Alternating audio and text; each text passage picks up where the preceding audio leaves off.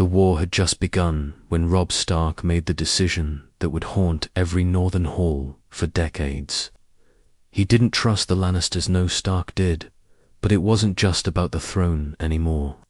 After the Red Fork, after Jaime was taken prisoner, after the word came that Renly Baratheon had gathered tens of thousands behind him in the Reach and Stormlands, something changed.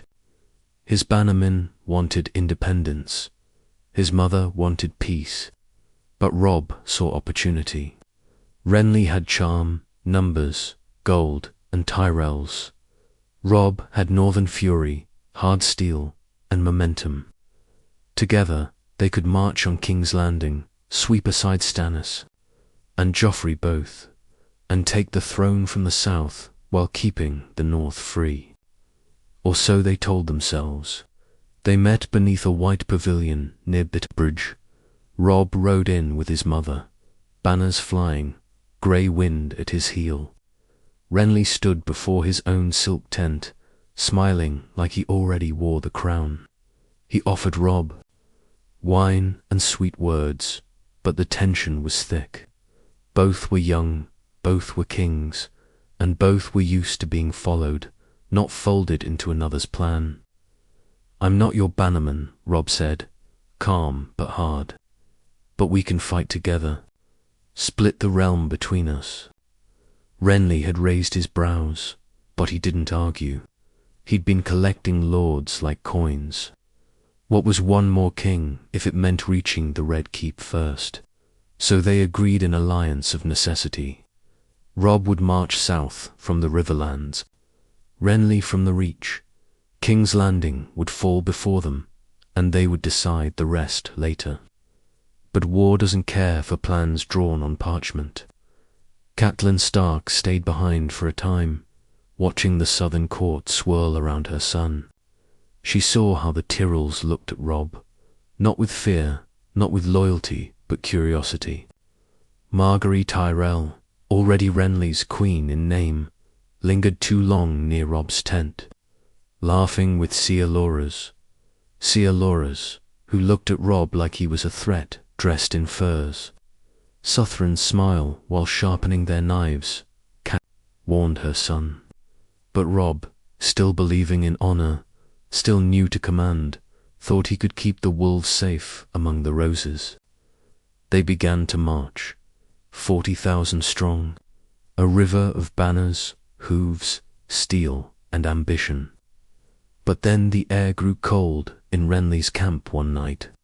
It was whispered, later, that Melisandre's shadow found them, that a darkness in the shape of a man slipped beneath the silk and silver of Renly's tent while his guards slept. Some said it was Stannis' doing. Some said it was justice for naming himself king while his brother lived. But that night, Renly Baratheon died.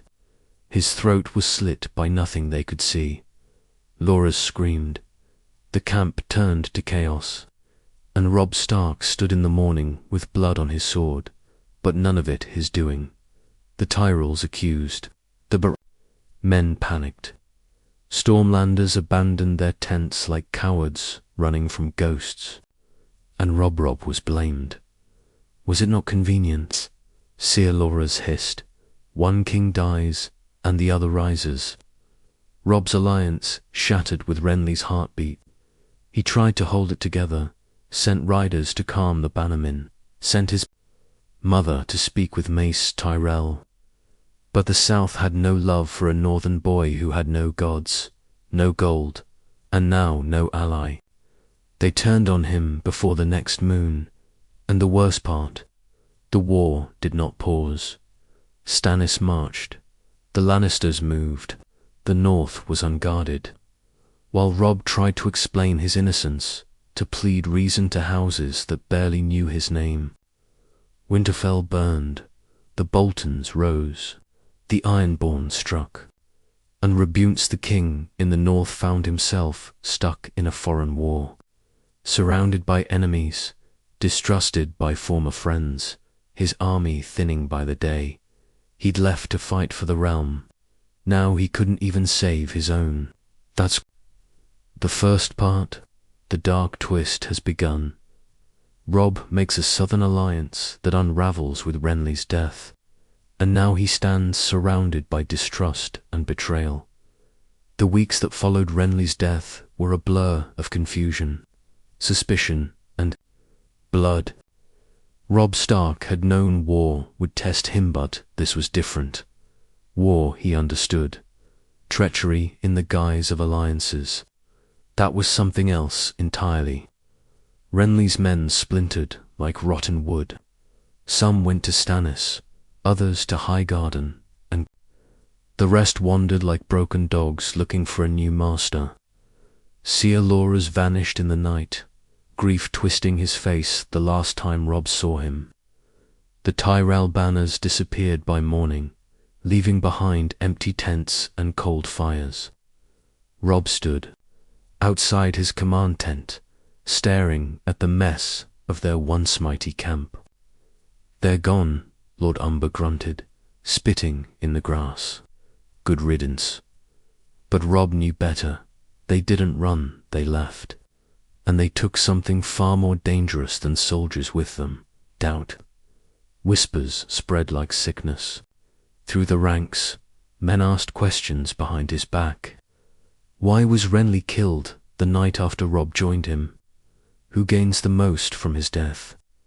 Even among the Northerners, questions crept in like frost through cracks in the walls. Catelyn tried to stop the bleeding.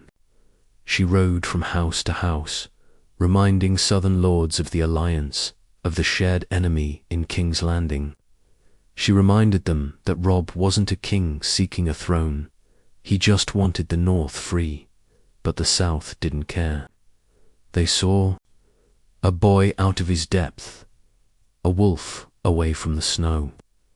And most of all, they saw a threat. A wild dog in a southern court. Mace Tyrell sent word that he would no longer recognize Robb's claim to kingship or autonomy. Renly's death, he wrote, though tragic, proves the need for a unified front under one crown, Stannis Baratheon. The insult burned worse than the betrayal. "They want to make peace with Stannis?" Robb asked aloud, gripping the edge of his war table. "After all that talk of unity, gold speaks louder than vows, lad," Lord Karstark muttered. "And there's no Tyrell, gold flowing north anymore." Then came the real dagger. A raven arrived from the twins. Walder Frey had heard about the alliance and wasn't pleased. The king in the north was promised to a Frey daughter, the message said. Breaking that oath to chase southern skirts is treason. Or is the young wolf too noble for the likes of us now? Robb didn't even know how the news had reached the twins. Probably some Tyrell mouth with too much wine and too little loyalty. But it didn't matter. The damage was done. The Freys were insulted. The Tyrells had withdrawn, and the Stormlanders were in disarray. Robb sat in his tent that night, hands bloody from a sparring match he didn't need to fight, staring at the flame of a lone candle. His mother entered without knocking. "You look like your father when he was young," she said softly, "before the world hardened him." "He would have made the smarter move," Robb muttered. "He wouldn't have," she replied. "He would have done the honorable one. You did what you thought was right. Then why is everything falling apart?" Catelyn knelt beside him, her hand resting on his. "Because this is the South, and in the South, honor is a knife they hand you before they slit your throat." He nodded but didn't speak. The silence dragged between them like heavy chains. That night, another raven came, this time from Winterfell. The seal was broken, but the words still carried their sting. "The Greyjoys have taken the north. The Ironborn sail our rivers. Winterfell has fallen." Robb dropped the parchment. Silence, then rage. He grabbed the war table and flipped. It maps flying, goblets crashing. Grey wind howled outside, sensing the fury inside his master. Catelyn didn't move. She just sat there, still and sad, watching her son crumble under the weight of decisions made in good faith. "They trusted me," Robb whispered. "The North trusted me, and I left them." "For what?" No one answered. He looked down at the floor, jaw clenched, heart hammering. The Ironborn had struck while he was chasing an alliance that evaporated like smoke.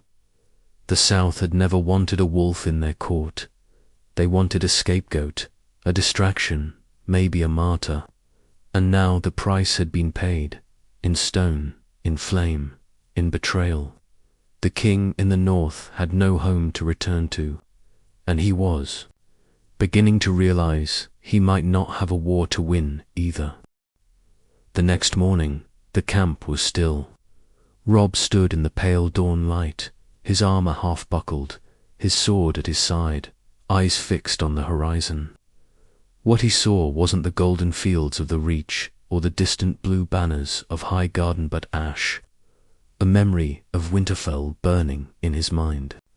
He hadn't seen it with his own eyes, but the raven's words had painted the flames clearly enough. He had failed the North. He had failed his people. Grey wind paced near him, growling low, restless, like he, too, knew something was broken, that could never be mended. Behind him, his commanders argued. "We can still strike east," said Bolton, his voice calm and cold as always. "Cut through the Riverlands and reclaim the Twins. The Freys won't expect it." "And what?" barked Great John Umber. "Slaughter our way back into an alliance we already broke. We don't need more enemies. We've got enough. Stannis is coming. The Lannisters are pushing out of Harrenhal. We're surrounded, and you want to poke the Freys?" Bolton gave him a slow glance. "I want to survive." They fell silent when Robb turned. He didn't shout, didn't pound the table. His voice was quiet, too quiet. No more war councils, not today. They looked to one another, confused. But the way Robb stared through them left no room for argument. He walked out, grey wind trailing him, and disappeared into the woods beyond the camp. He walked for a long time, until the sounds of the camp faded, until he was alone, truly alone. The quiet buzz of summer insects filled the air, and the scent of pine and river moss clung to him. He sat on a fallen log, hands resting on his knees. He didn't cry. There was no time left for that. Instead, he whispered, "I was supposed to make them proud."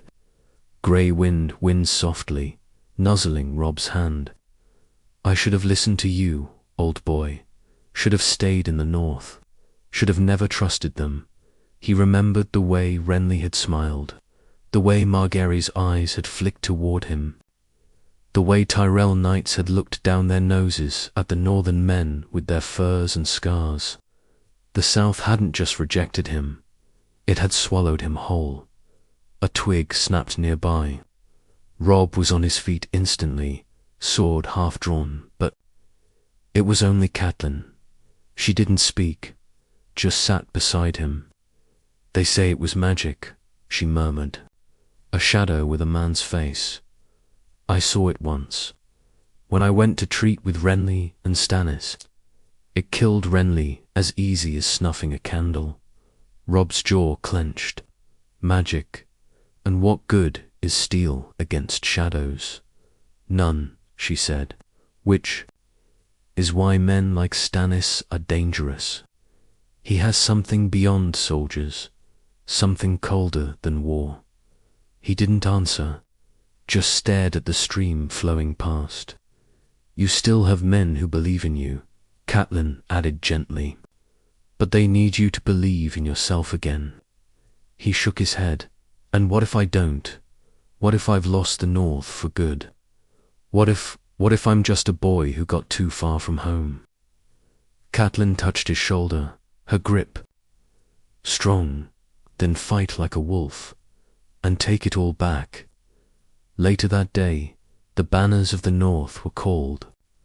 The commanders gathered again, this time with clearer orders. We march to Riverrun, Robb declared.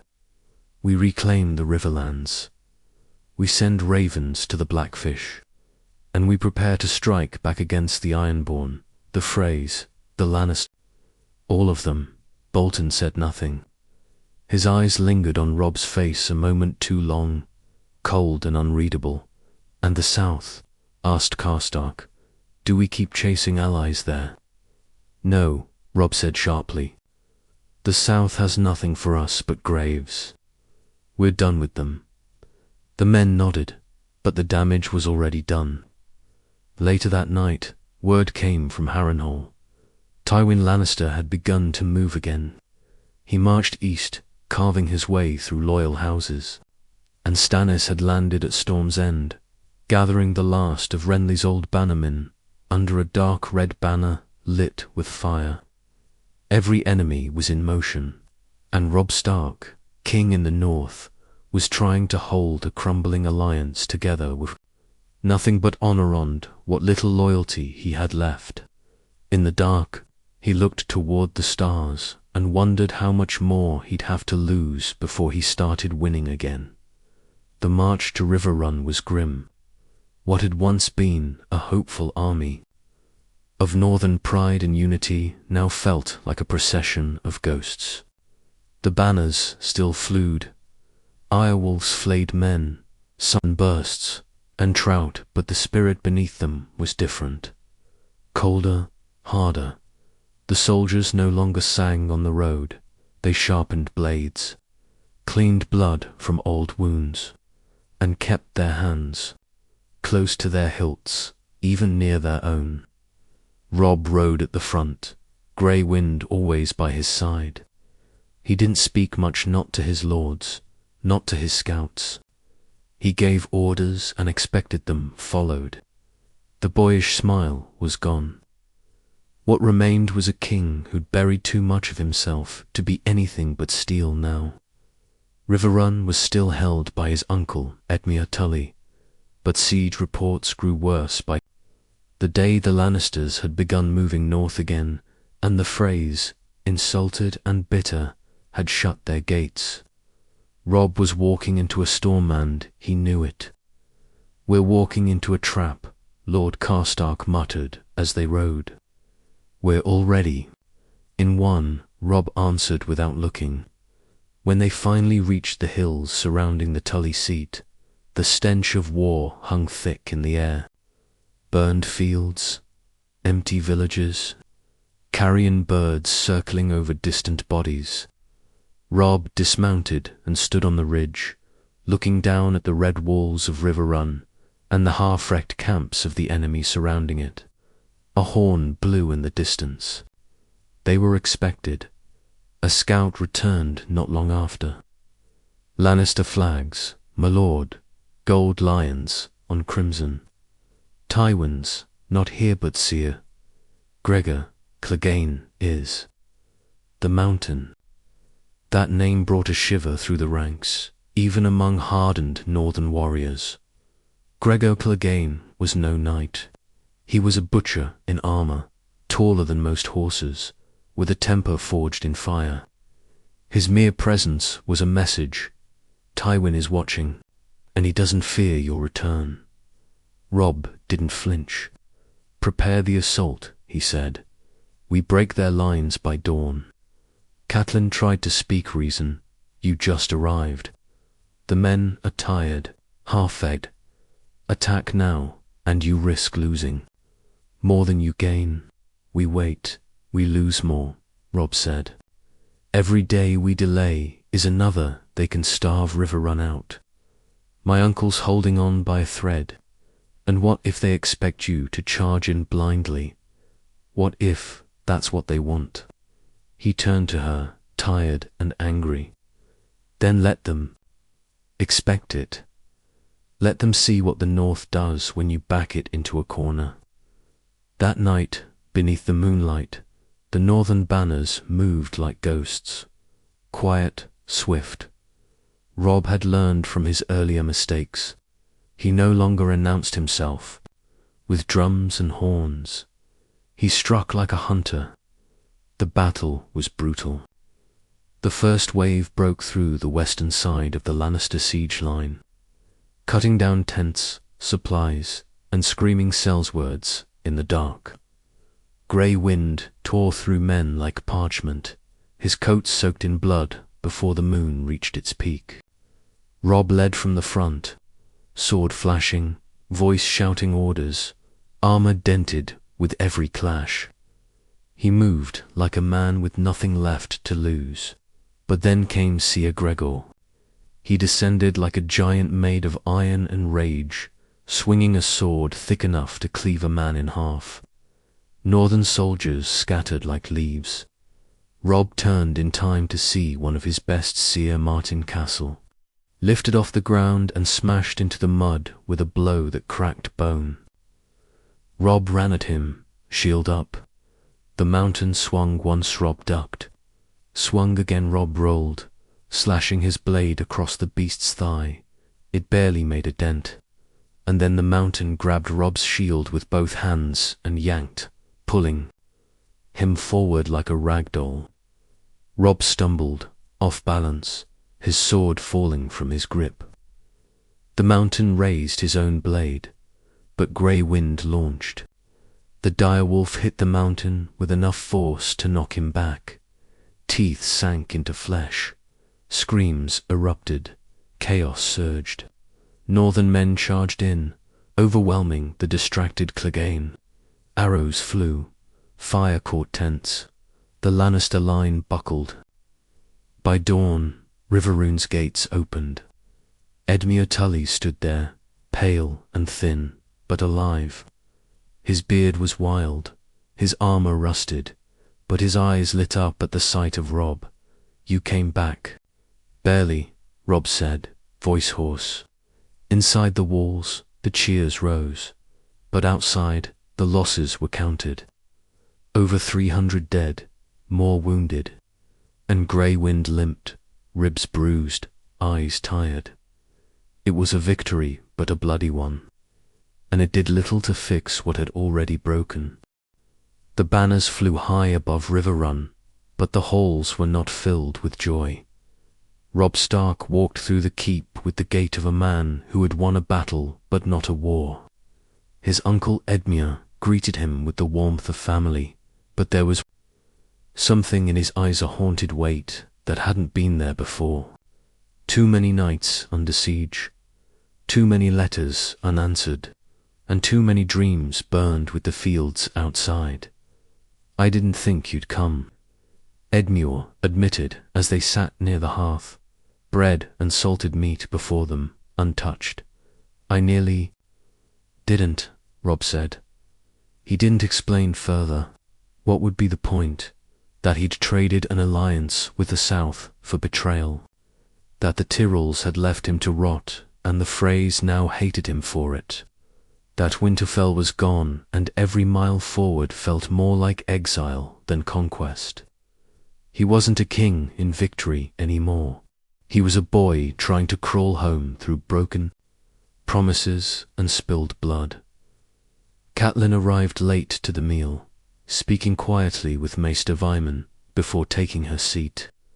Her face looked older than it had weeks ago, lines carved deeper, her red hair dulled by grief. Edmure gave her a look. "You heard about the letter from Walder Frey?" "I did," she said. "He demands an apology and restitution." "Restitution?" Robb asked, blinking. "He wants land," Edmure explained, voice bitter. "Castles, rights over trade routes, gold, and a public declaration naming him a friend to the North." Robb leaned back in his chair, exhaling through his nose. "He wants my crown. He wants to humiliate you," Catelyn corrected.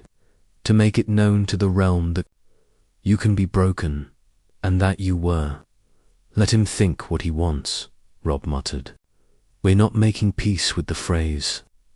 "No," Edmure said slowly, "but you might have to marry one." The silence stretched long. Robb looked up, staring hard at his uncle. "What did you just say?" "The offer is on the table," Edmure said, "one of Walder's daughters. He's even sweetened the deal, offered a dowry, twice what he would have before. He's angry, yes, but not stupid.